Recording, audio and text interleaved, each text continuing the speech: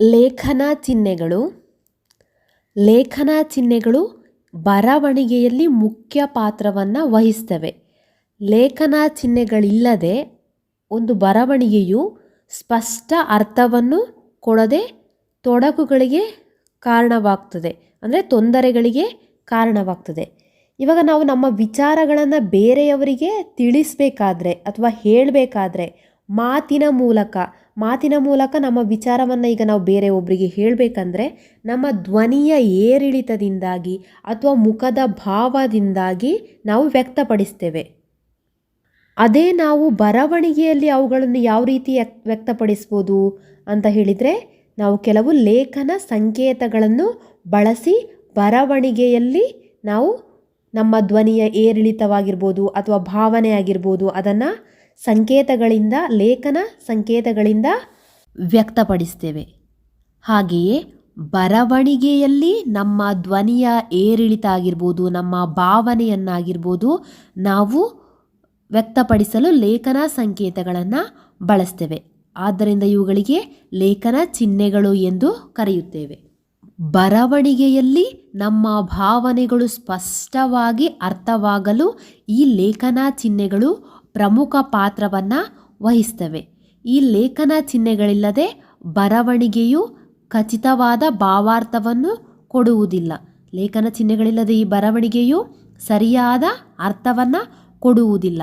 ಅರ್ಥ ಸ್ಪಷ್ಟತೆ ಇಲ್ಲದೆ ಗೊಂದಲಕ್ಕೀಡಾಗಬಹುದು. ಲೇಖನ ಚಿಹ್ನೆಗಳಿರದಂತಹ ವಾಕ್ಯವು ಸ್ಪಷ್ಟವಾದ ಅರ್ಥವನ್ನು ಕೊಡದೆ ನಮ್ಮನ್ನು ಗೊಂದಲಕ್ಕೀಡು ಮಾಡಬಹುದು.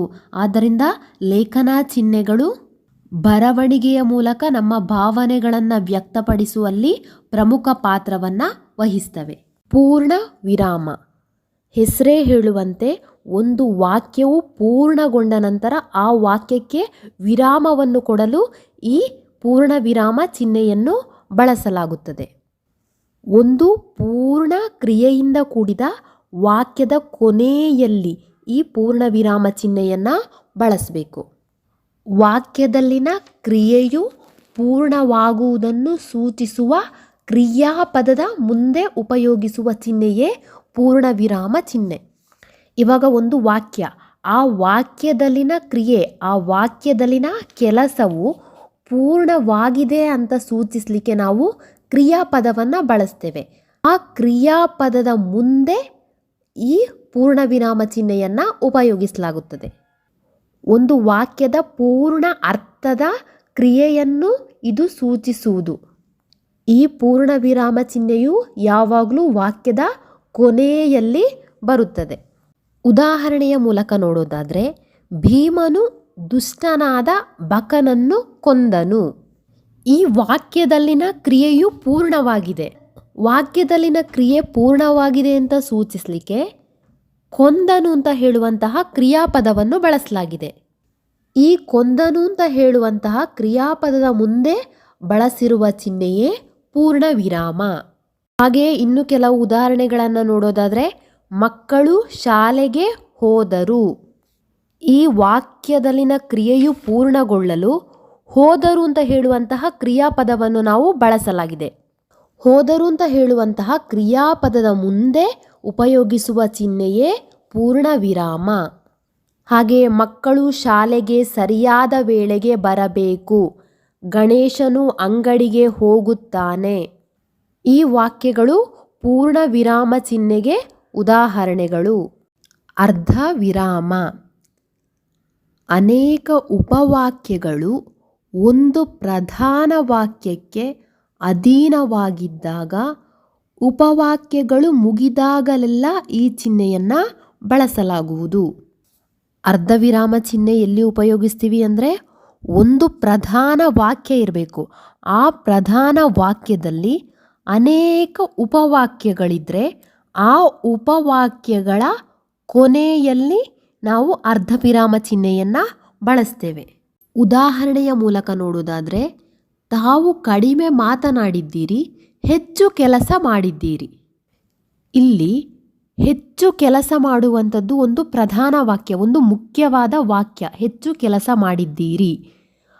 ಆ ಹೆಚ್ಚು ಕೆಲಸ ಮಾಡಿದ್ದೀರಿ ಅಂತ ಹೇಳುವಂತಹ ಪ್ರಧಾನ ವಾಕ್ಯಕ್ಕೆ ತಾವು ಕಡಿಮೆ ಮಾತನಾಡಿದ್ದೀರಿ ಅಂತ ಹೇಳುವಂಥದ್ದು ಉಪವಾಕ್ಯ. ಈ ಉಪವಾಕ್ಯಗಳ ಅಂತ್ಯದಲ್ಲಿ ಅರ್ಧವಿರಾಮ ಚಿಹ್ನೆಯನ್ನ ಬಳಸಲಾಗಿದೆ. ಹಾಗೆ ಇನ್ನು ಕೆಲವು ಉದಾಹರಣೆಗಳನ್ನು ನೋಡೋದಾದ್ರೆ, ಅಂದು ಮಳೆಯಾಯಿತು, ಆಟ ನಡೆಯಲಿಲ್ಲ, ಇದು ಆಟಗಾರರಿಗೆ ನಿರಾಸೆಯಾಯಿತು. ಇದರಲ್ಲಿ ಅಂದು ಮಳೆಯಾಯಿತು ಮತ್ತು ಆಟ ನಡೆಯಲಿಲ್ಲ, ಮಳೆಯಾದ ಕಾರಣ ಆಟ ನಡೆಯಲಿಲ್ಲ, ಈ ಎರಡು ವಾಕ್ಯಗಳು ಉಪವಾಕ್ಯಗಳು. ಇದರಿಂದಾಗಿ ಏನಾಯಿತು, ಆಟಗಾರರಿಗೆ ನಿರಾಸೆಯಾಯಿತು. ಆಟಗಾರರಿಗೆ ನಿರಾಸೆಯಾಯಿತು ಅಂತ ಹೇಳುವಂಥದ್ದು ಪ್ರಧಾನ ವಾಕ್ಯ. ಅಂದು ಮಳೆಯಾಯಿತು, ಆಟ ನಡೆಯಲಿಲ್ಲ ಅಂತ ಹೇಳುವಂಥದ್ದು ಉಪವಾಕ್ಯಗಳು. ಈ ಉಪವಾಕ್ಯಗಳ ಕೊನೆಯಲ್ಲಿ ಅರ್ಧವಿರಾಮ ಚಿಹ್ನೆಯನ್ನು ಬಳಸಲಾಗುತ್ತದೆ. ಆದ್ದರಿಂದ ಒಂದು ಪ್ರಧಾನ ವಾಕ್ಯಕ್ಕೆ ಅನೇಕ ಉಪವಾಕ್ಯಗಳು ಬಂದಾಗ ಆ ಉಪವಾಕ್ಯಗಳು ಮುಗಿದಾಗಲೆಲ್ಲ ಈ ಚಿಹ್ನೆಯನ್ನು ಬಳಸ್ತೇವೆ, ಈ ಅರ್ಧವಿರಾಮ ಚಿಹ್ನೆಯನ್ನು ಬಳಸಲಾಗ್ತದೆ. ಅಲ್ಪ ವಿರಾಮ, ಹೆಸರೇ ಹೇಳುವಂತೆ ಸ್ವಲ್ಪ ವಿರಾಮವನ್ನು ಕೊಡಲು ಈ ಚಿಹ್ನೆಯನ್ನು ಬಳಸಲಾಗುತ್ತದೆ. ಸಂಬೋಧನೆಯ ಮುಂದೆ ಹಾಗೂ ಕರ್ತೃ ಕರ್ಮ ಕ್ರಿಯಾಪದಗಳಿಗೆ ಬೇರೆ ಬೇರೆ ವಿಶೇಷಣಗಳು ಬರುವಾಗ ಕೊನೆಯ ವಿಶೇಷಣ ಬಿಟ್ಟು ಉಳಿದವುಗಳ ಮುಂದೆ ಅಲ್ಪ ವಿರಾಮ ಬಳಸಬೇಕು. ಸಂಬೋಧನೆಯ ಮುಂದೆ ಉದಾಹರಣೆಗೆ ನಾವಿವಾಗ ಪತ್ರವನ್ನು ಬರಿಬೇಕಾದ್ರೆ ಮಾನ್ಯರೇ ಅಂತ ಬರೆದು ಅಲ್ಪ ವಿರಾಮವನ್ನು ಹಾಕ್ತೇವೆ. ಒಂದು ಸಂಬೋಧನೆ ಮಾಡಬೇಕಾದ್ರೆ, ಒಬ್ಬರನ್ನ ಸಂಬೋಧನೆ ಮಾಡಬೇಕಾದ್ರೆ, ಅಥವಾ ತೀರ್ಥರೂಪರವರಾದ ತಂದೆಯವರಿಗೆ ಅಂತ ಹೇಳಿ ಒಂದು ಅಲ್ಪ ವಿರಾಮವನ್ನು ಹಾಕ್ತೇವೆ. ಹಾಗೆ ಕರ್ತೃ ಕರ್ಮ ಕ್ರಿಯಾಪದಗಳಿಗೆ ಬೇರೆ ಬೇರೆ ವಿಶೇಷಣಗಳು ಬರುವಾಗ ಕೊನೆಯ ಒಂದು ವಿಶೇಷಣ ಬಿಟ್ಟು ಉಳಿದವುಗಳ ಮುಂದೆ ನಾವು ಅಲ್ಪ ವಿರಾಮವನ್ನು ಬಳಸ್ತಾ ಬರ್ತೇವೆ. ಉದಾಹರಣೆಯ ಮೂಲಕ ನೋಡೋದಾದರೆ, ಬಟ್ಟೆ ಗಿರಣಿ, ರಟ್ಟು, ಪೆನ್ಸಿಲ್, ಬೆಂಕಿ ಕಡ್ಡಿ ತಯಾರಿಕಾ ಘಟಕಗಳನ್ನು ಸ್ಥಾಪಿಸಲಾಗಿದೆ. ಇಲ್ಲಿ ಬಟ್ಟೆ ಗಿರಣಿ, ರಟ್ಟು, ಪೆನ್ಸಿಲ್, ಬೆಂಕಿ ಕಡ್ಡಿ ಅಂತ ಹೇಳುವಂಥದ್ದು ಕರ್ತೃಪದಗಳು. ಘಟಕಗಳನ್ನು ಅಂತ ಹೇಳುವಂಥದ್ದು ಕರ್ಮಪದ. ಸ್ಥಾಪಿಸಲಾಗಿದೆ ಅಂತ ಹೇಳುವಂಥದ್ದು ಕ್ರಿಯಾಪದ. ಇಲ್ಲಿ ಬೇರೆ ಬೇರೆ ವಿಶೇಷಣಗಳು ಬಂದಿವೆ. ಬಟ್ಟೆ ಗಿರಣಿ, ರಟ್ಟು, ಪೆನ್ಸಿಲ್, ಬೆಂಕಿ ಕಡ್ಡಿ ಅಂತ ಹೇಳುವಂತಹ ವಿಶೇಷಣಗಳಲ್ಲಿ ಕೊನೆಯ ವಿಶೇಷಣ ಬಿಟ್ಟು, ಬೆಂಕಿ ಕಡ್ಡಿ ಅಂತ ಹೇಳುವಂತಹ ಕೊನೆಯ ವಿಶೇಷಣ ಇಲ್ಲಿ ಬೆಂಕಿ ಕಡ್ಡಿ, ಆ ಬೆಂಕಿ ಕಡ್ಡಿ ವಿಶೇಷಣ ಬಿಟ್ಟು, ಬೆಂಕಿ ಕಡ್ಡಿ ಅಂತ ಹೇಳುವಂತಹ ಪದವನ್ನು ಬಿಟ್ಟು ಉಳಿದವುಗಳ ಮುಂದೆ ಎಲ್ಲ ಅಲ್ಪ ವಿರಾಮವನ್ನು ಬಳಸಬೇಕು.